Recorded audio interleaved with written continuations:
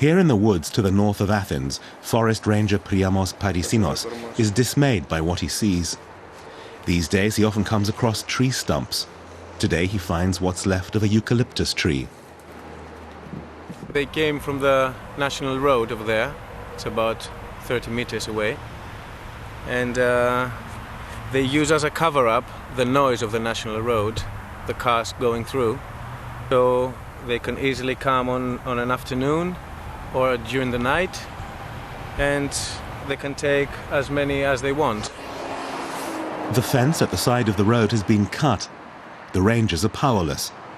Last year they only managed to catch 5 illegal lumberjacks red-handed and confiscated 2 power saws.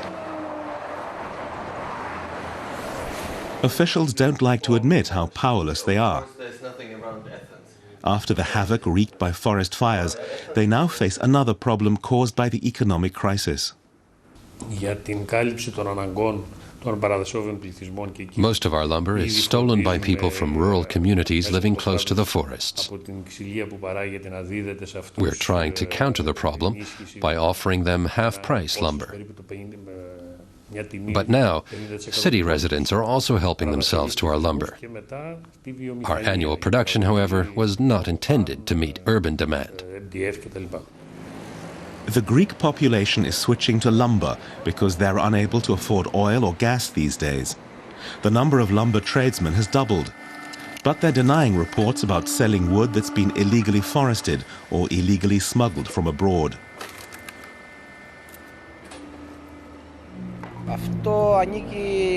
There's illegal wood on the market, but the police and public authorities should take care of this. When I buy lumber, I buy declared products. I have nothing to do with illegal imports. Customers don't care where their lumber comes from. What counts for them is the price.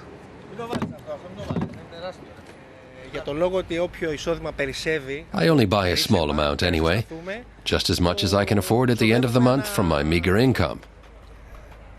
When that's gone, we just have to freeze. At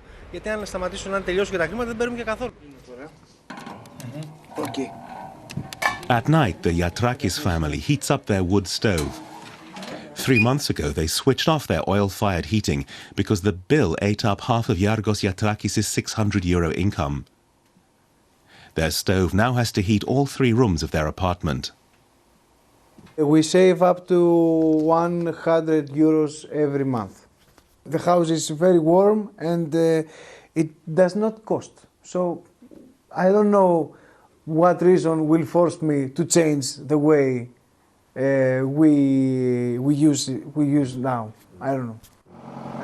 However, environmental researcher Michaelis Petrakis knows one good reason why wood stoves aren't such a good idea: particulate matter emissions.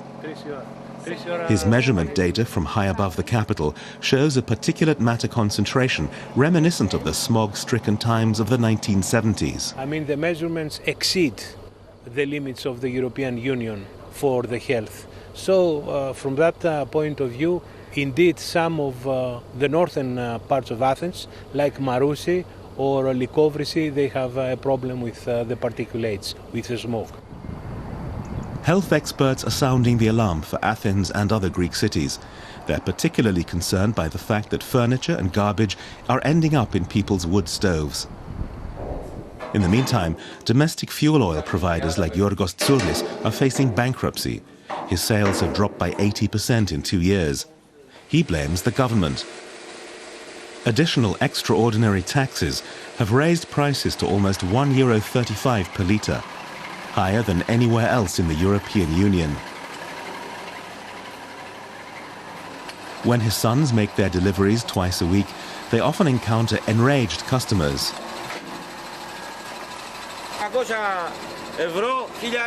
Look, more than 1,300 euros for 1,000 liters. Is oil as expensive as that in Germany too? But what alternative do I have? Would it be better for our country if I also started deforesting our woods like everyone else? Forest ranger Priamos Parisinos has discovered 2 felled trees on his tour.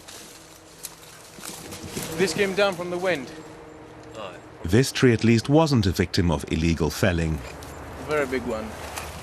But the forestry agency can only afford enough gasoline for 2 tours a week. So Priamos Parisinos can do little to stop his woods falling prey to the economic crisis in Greece.